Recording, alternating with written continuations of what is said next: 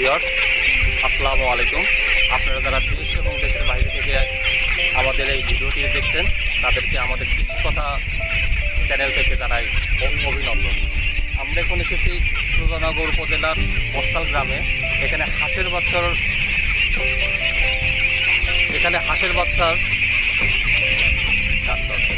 সুজানগর উপজেলার বস্তাল গ্রামে এখানে হাঁসের বাচ্চার একটি খামার আছে এবং এই হাঁসের বাচ্চার খামারের উপরে একটি প্রতিবেদন তৈরি করা হবে এবং আমার সাথে খামারি ভাই আছে এবং তার মুখ থেকে শুনে নেব কীভাবে এই বাচ্চা লালন পালন করা হয় এবং কীভাবে বাচ্চার খাবার দেওয়া হয় এবং কীভাবে বাচ্চাকে সংরক্ষণ করা হয়। আসুন আমরা সরাসরি তার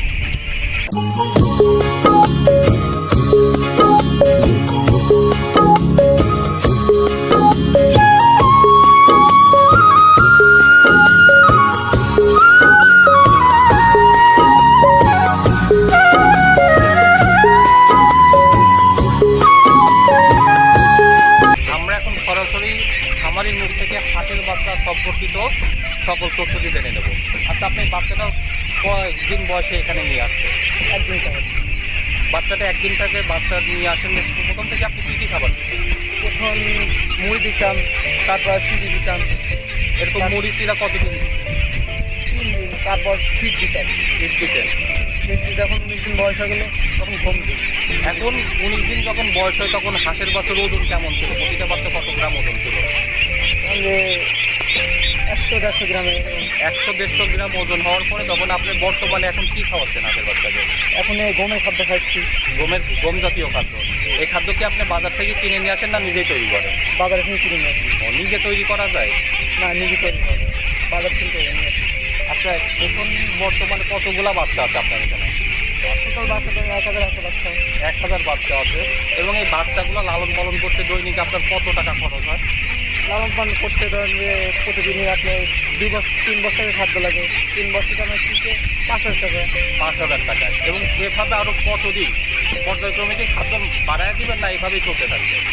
আর ধরুন যে প্রায় 2 মাস 1 মাস খাদ্য দিতে হবে। তারপরে যখন হাঁসগুলো আরেকটু বড় হয়ে যাবে তখন খাদ্যের পরিমাণ বাড়ায় দিতে হবে? না, তারপরে খেতে নিয়ে যেতে হবে। তখন আপনারা এই হাঁসগুলোর জায়গা চেঞ্জ করবেন এবং যেখানে পানি এবং ক্ষেত ধান কাটা আছে সেখানে নিয়ে যাবেন এবং ওখানে নিয়ে গেলে তখন আপনাদের খাবারের প্রয়োজন হবে না। তখন আপনারা দেখা যাবে যে বাচ্চাগুলো নিজের খাবার খাইতে পারছে। এখন আপনি আমাকে বলেন যে এই বাচ্চাগুলো পূর্ণাঙ্গ হাঁস হয়েছে কতদিন লাগবে? প্রায় 5 মাস লাগবে। 5 মাস।